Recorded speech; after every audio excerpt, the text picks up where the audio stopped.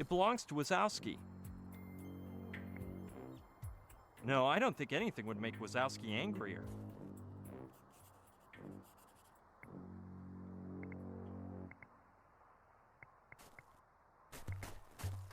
Listen, Ben.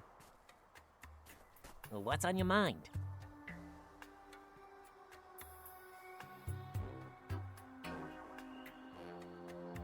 It's about Professor Simon. Yes, what about him?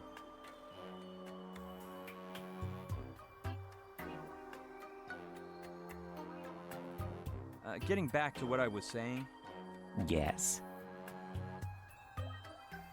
it seems like such a waste for you to keep on observing from afar, when you could be with that bear down there. Are you sure it isn't too risky, Brian?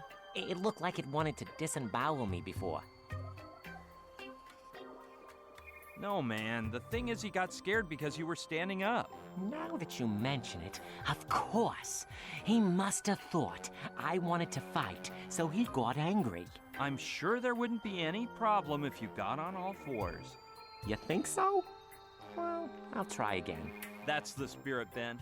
My pod friend, here comes Benjamin Wazowski. Come on, buddy. I know you can do it. Here we go. A touch of ferocious bear essence will help too.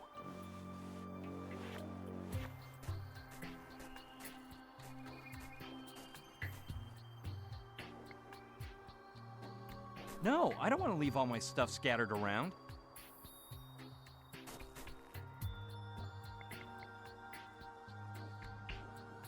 Yes, now that Wazowski is gone, I can do it without getting caught.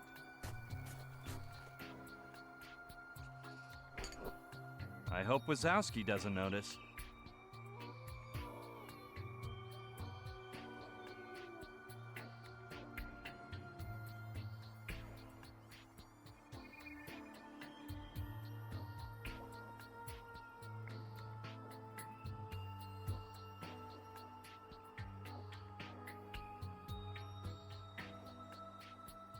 I don't know what could have gone wrong. I was unable to get as far as the bear. No sooner did he see me than he whipped out his claws, showed off his fangs, and prepared to jump me.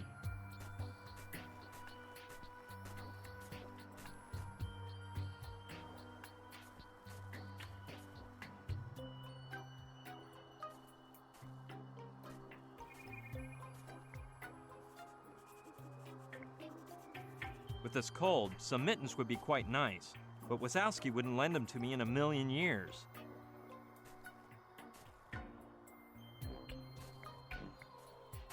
Listen, Ben. What's on your mind?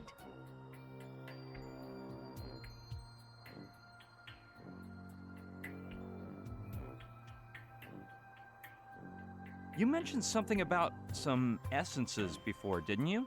Well, I'm not sure. I may have told you about them.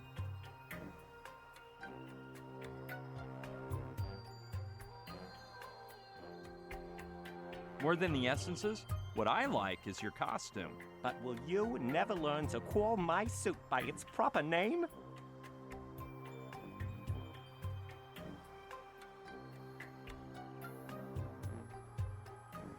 I have nothing against bears, Ben, but your lecture about them was a little over my head. No, man, don't you worry. We all have our little flaws.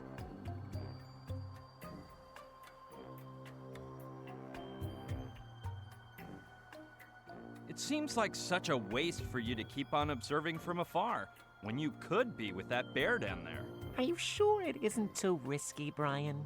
It looked like it wanted to disembowel me before.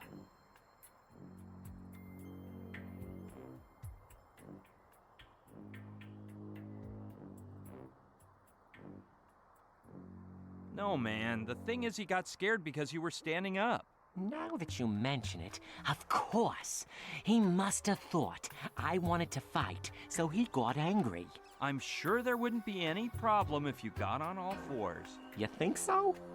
Well, I'll try again. That's the spirit, Ben. My pod friend, here comes Benjamin Wazowski. Come on, buddy. I know you can do it. Here we go. A touch of ferocious bear essence will help too.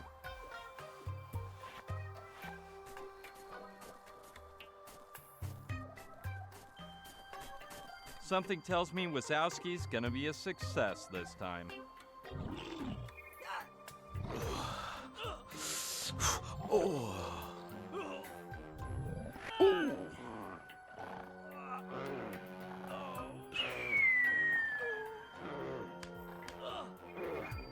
They vanished into the woods. Oh, the humanity, it was terrifying. Wazowski's face was like an open book, especially at the beginning. But then, I don't know how to describe it. Well, I hope he's happy in his new life. The important thing is that love conquered all.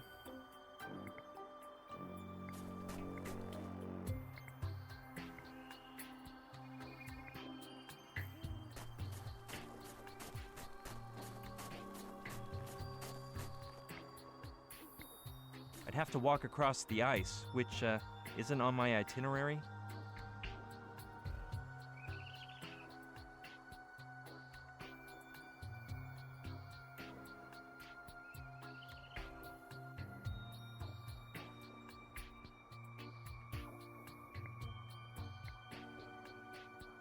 This isn't the time for a hockey match. Yeah, I think I can reach it. Let me see if I can.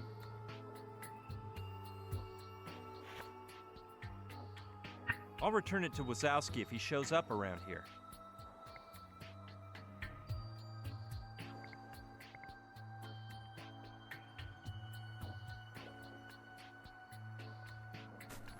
Hey, good idea. I'll try to copy the bear. Let's see if I can do it as well as he does.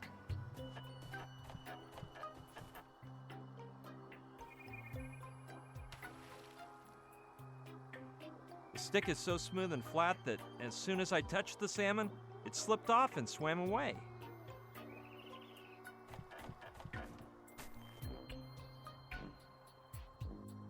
Yeah, that looks like a good imitation bear claw. Quite promising. Look out, salmon, here I come. Okay, let's hope my idea works now.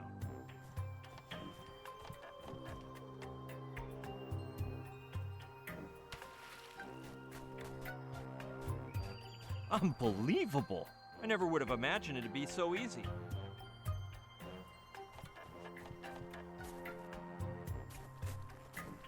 Took some work, but I've got it at last.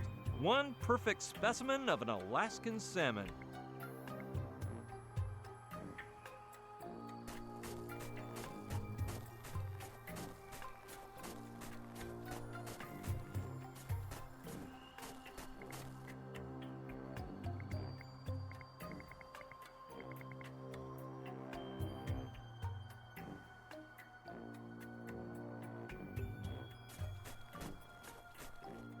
I'll tell him what I've gotten.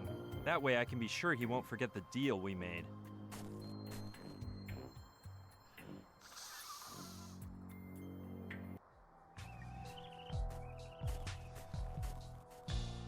Look, I brought everything you wanted to make the sushi. And I have the cash, too.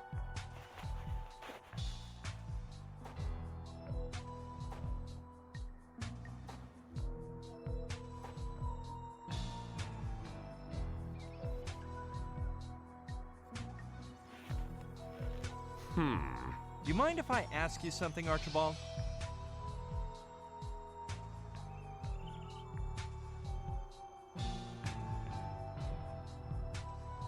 $1,000 is a bit steep for a plate of sushi. I think it's only fair that you lower your price a bit. Whatever you say. But if we lower the price, it's only fair that we lower the quality too. So, in the end, I get less than $1,000. Then you get a dish of sushi with no fish, no rice, and whatever I feel like sticking in. It depends on how well you can take another bottle in your face. Will you take long to prepare the sushi? Where will you leave it? How long is it going to take you to learn not to stick your nose into other people's work? It'll be ready when it's ready, mister. I doubt you'll understand, but let me try to explain. If you come here and the sushi's nowhere to be seen, then it's not ready. But if you come and see a plate of sushi, that means it's done. Did you comprehend that? Yeah, but if you leave it out here, some animal might come by and eat it. Maybe you could leave it upstairs, inside the house. Never. That house stinks like bear pee, which would ruin the sushi's aroma. Wouldn't it be better for me to come get the sushi at your place? Don't even dream about it, kid. As far as you're concerned, I'm homeless. It might be safer if you leave it right in the shelter, where my friend is waiting. Well, well. Mama's boy is requesting a delivery service. If that's what you want, call up Sicily and order a pizza. They're gross. You'll love them. I said please, Archibald. Take the sushi to the shelter for me. All right, but favors have a price. That'll cost you more. That's impossible. I gave you all I have. That's nice to know. Tonight I shall dine on sushi as I ask myself where the $1,000 in my pocket came from. What more do you want? The clothes off my back? Kid, only one thing would gross me out more than wearing your disgusting, oversized baby clothes. Having to see you naked as you hand it over to me. I don't know what else I can give you. Let me think. If I'm not mistaken, you have a cell phone on you, right? Yeah, but it cost me a fortune. I was thinking I could resell it, but forget it. I'll take you the sushi in exchange for you leaving me alone and getting out of here for good. My sincere thanks, Archie. Archie? You have the balls to call me Archie? What do you think we are, relatives? Or do you think you have the right to insult my parents' good taste with your tacky nicknames? Sorry, Archie, Not again! You little... All right, give me the cell phone. The cell phone, or the deal's off. All right, if there's no other choice.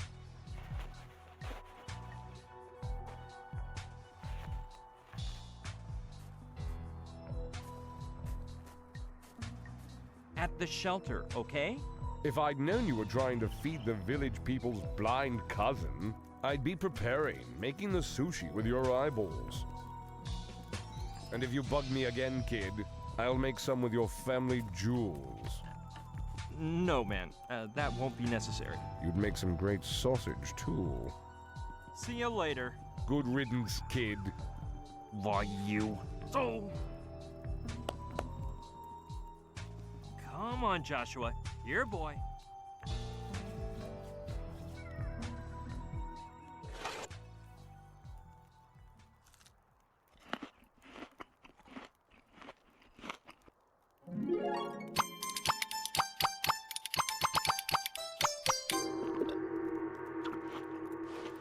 Delicious. What's for dessert? Hey, what about that password? Yes. Yes, I remember. Where are you going? Yahoo!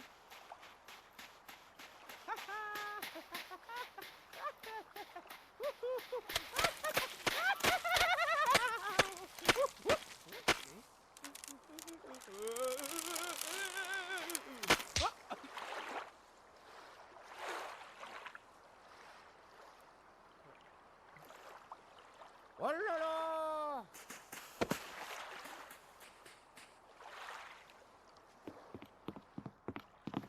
I'm starving.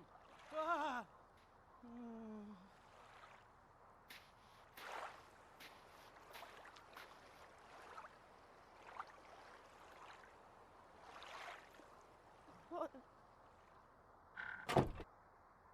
Look at the mess this wacko got us into. Well, at least it stopped snowing. That's better than nothing. Maybe I should have kept my big mouth shut.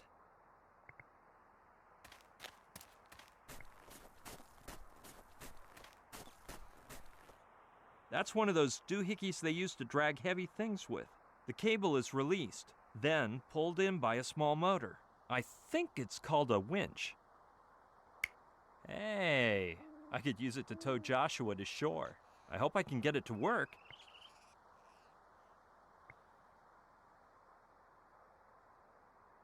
I always liked pickups, but they're prettier in just one color. I doubt it'll start. Plus, in this condition, there's no way it's gonna budge.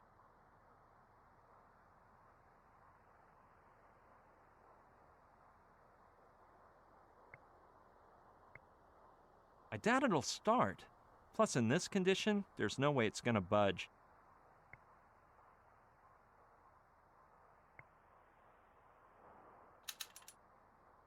I was afraid of this.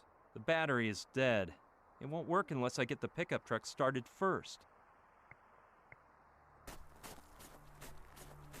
Yeah, if I get the engine to start, the winch will work.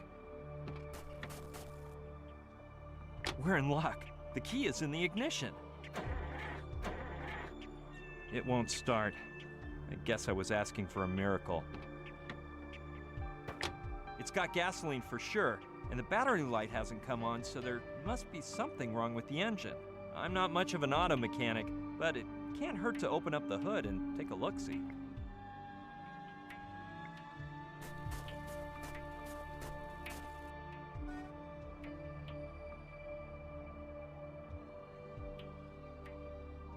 How weird. There's no sign of the rod used to hold up the hood.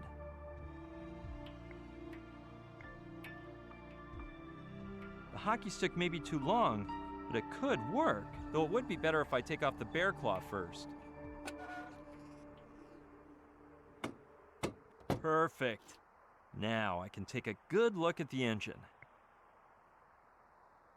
Okay, let's see if I can figure out why it won't start.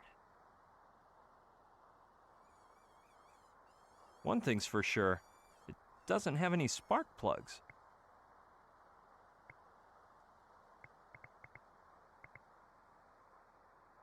Yeah, I could use the knife as a screwdriver in order to remove the spark plug from the chainsaw.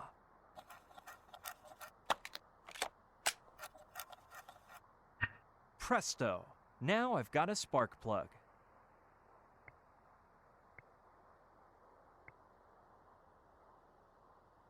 Let's see if I can put it in right.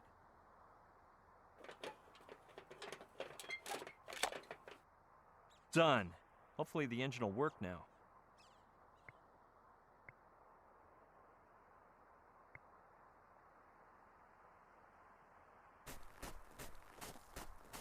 Cross your fingers. Sweet! Let's hope the winch will work. Yes! Let's get this nightmare over with. Joshua, pay attention! Grab it!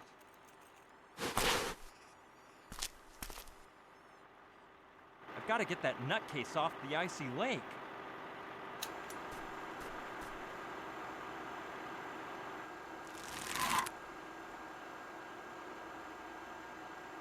Perfect, this is working. I'll get Joshua's monk outfit from the shelter.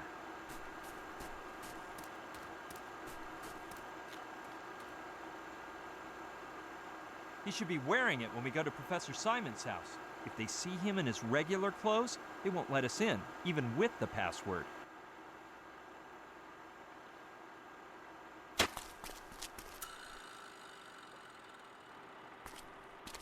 Here, Joshua. Well, here we go. The man who knows does not speak. The man who speaks doesn't know. Come in. Don't be afraid of the dogs. Come on, chop chop. What about those nuts? Those barking dogs? Just one of Simon's MP3s. And I thought I wouldn't live to tell the story, but I had a stroke of luck and managed to escape through the amoeba. My dear friend, you've displayed some exemplary courage by confronting Kordsmeyer. And as for you... My name is Joshua, and I'm starving. I see. Alpha spoke to me of you, the human who lives among Trantorians. You are quite lucky. My stomach's growling with hunger. As is mine, dear friend, though it's the hunger for knowledge which makes us scientists. I think my legs are going to give out. Joshua, we're short on time, and I haven't even figured out what those Trantorians are doing here. You are new to the field, then. Please, take a seat.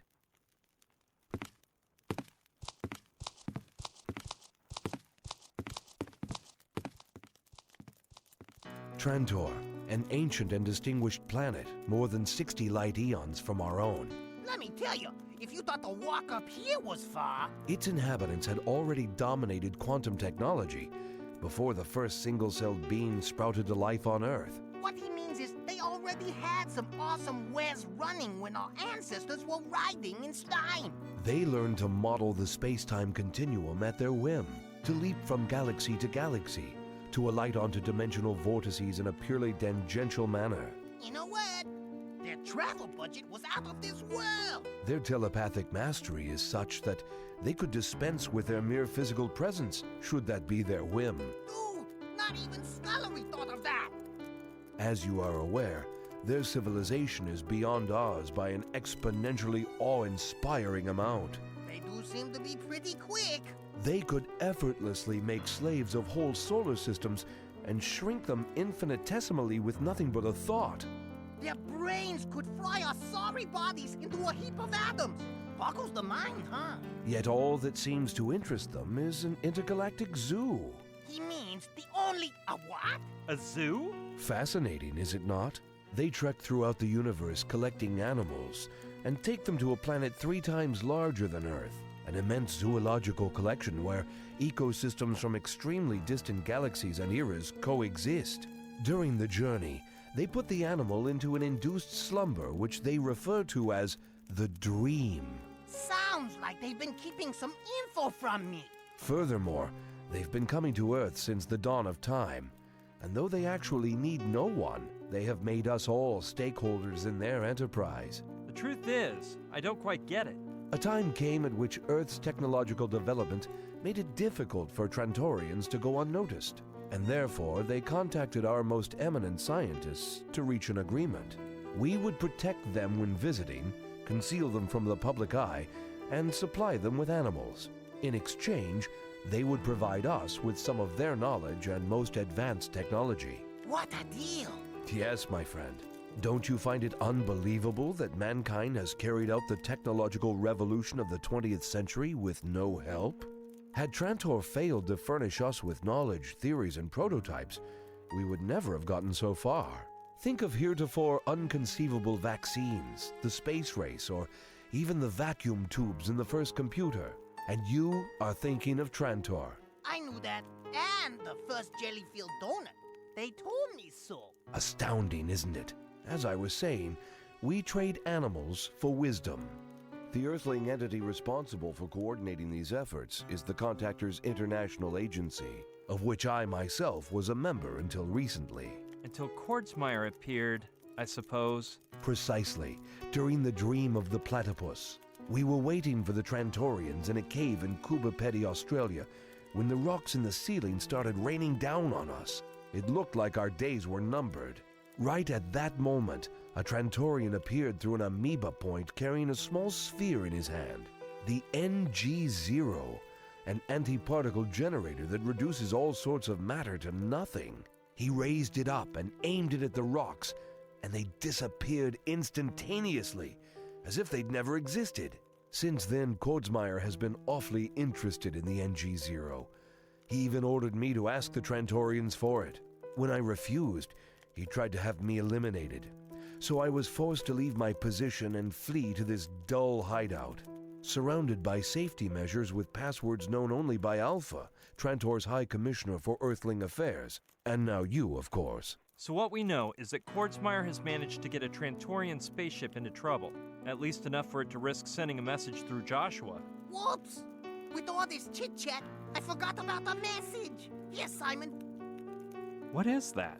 Let us join hands, and then you will see. Joshua put a lid on it. Man! Silence.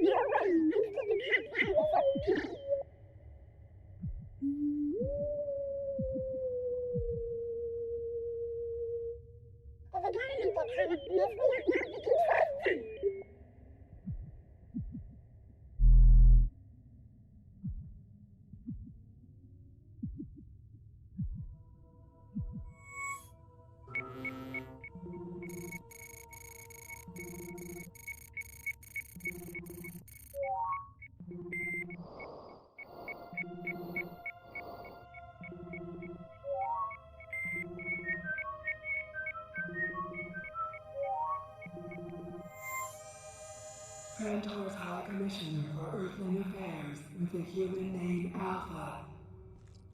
Scientific Craft 317 Milky Way 28 Solar 1. Mission, The Dream of the Turtle. Date, 3/89/7/28/24 Onion 14/7. Hello. Professor James Simon, we require your help once again. Our head chef has stolen the Trentonite from our ship, both the current and spare Trentonite stones, and has given it to the military. Colonel Nathaniel H. Kurzmeyer will only return them to us if we exchange it for something you call the NG0. We do not want to give it up, but as you know, Trentonite forms part of our very essence, and we cannot survive far from it. As you know, we cannot even breathe long without it. And as if that were not enough, yesterday we found a seriously injured human at the bottom of Tiki Lake, where our ship is located.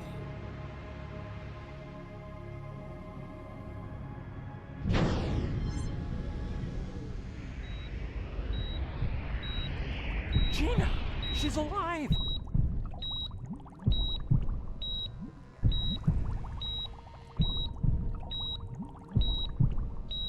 According to our moral code, we were required to help her. Under normal conditions, we would have cured her immediately, but without the Trentonite, we can do nothing more than keep her in a dreamlike state. And that is depleting the little energy we have available. Nonetheless, one chance for salvation still remains. Professor James Simon. Centuries ago, one of our reconnaissance ships crashed near the city now known as Palenque. And the Trentonite kept on board may still be in that area. Professor James Simon, find it and a way to bring it to us.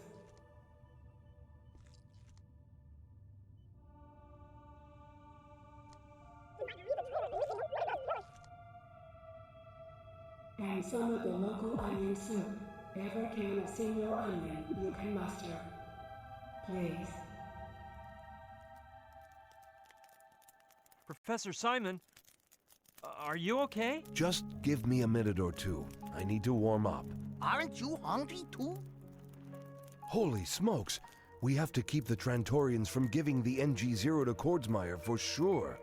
In the wrong hands, that weapon could destroy a city the size of Los Angeles in tenths of a second. Dear friends, we must travel to Palenque to find the Trentonite immediately, or we can begin to say farewell to the world as we know it. You can count on me, Professor.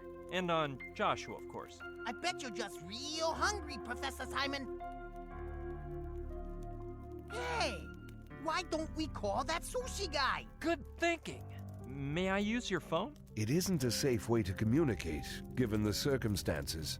Do you mind if I ask why? I know of a friend who could help us out. Someone we fully trust. Magnificent. Then I recommend you sit at my laptop computer and use the impenetrable ultra-safe crypto chat. Provided that your friend is online at this very moment, that is. Don't worry. If there were one person online in the whole world, it'd be Sushi Douglas. Well, I am clueless about the online chatting. Of course, since Trantor's all about telepathic talk. Hey, Sushi, are you there?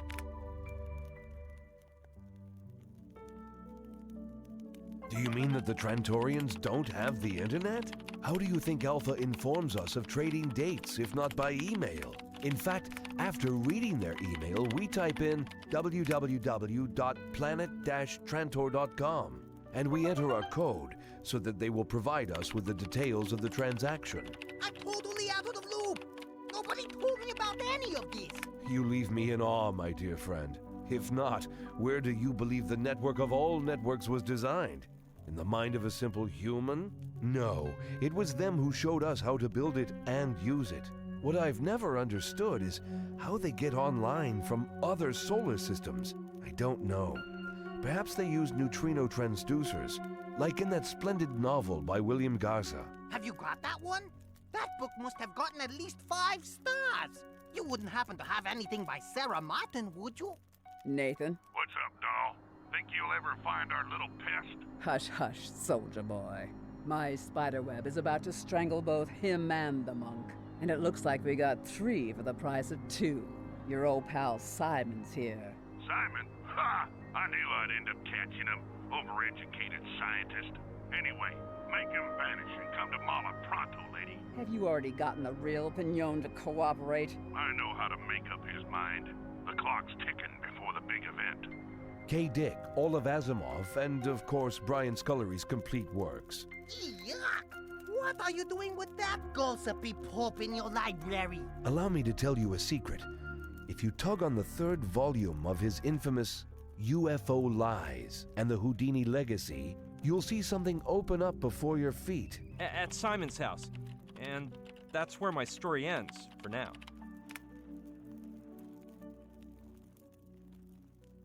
Sounds like quite an adventure, but you can count on me. What do you want me to do? Think about it, shrimp. While you pull the trigger, I'll stick my finger up the barrel. My fingers get blown off, but the force of the opposite reaction will make the bullet shoot backwards, at a speed 9 times faster. It'll blow up the gun and your face will get erased. Seriously? I knew you were an idiot. I'm gonna kill him! No one ordered you to do it, 13. They're not paying you for this one. It's the ones inside they want. Well, get a move on before my Christmas shopping begins. Did that spy from Hawaii turn up yet? Not yet, Tarantula. This is getting a bit tiresome. They've been in there for hours. All right, 18. Finish off the other 2. Then we'll go in and get the spy. Which one should I take out first? The clown? No, the old geezer's more important.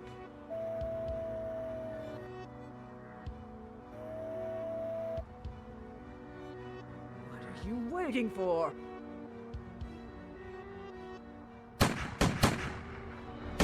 Houdini's legacy, Joshua. Brian, go after him. What about you? I'll be fine. Everything depends on you now. Run! But Jump for Pete's sake! Find that stone! Find it!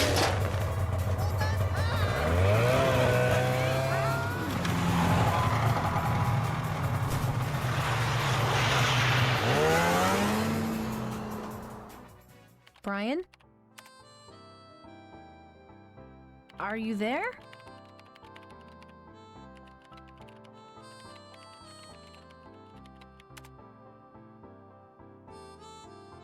Brian? Something's wrong. We have to leave immediately.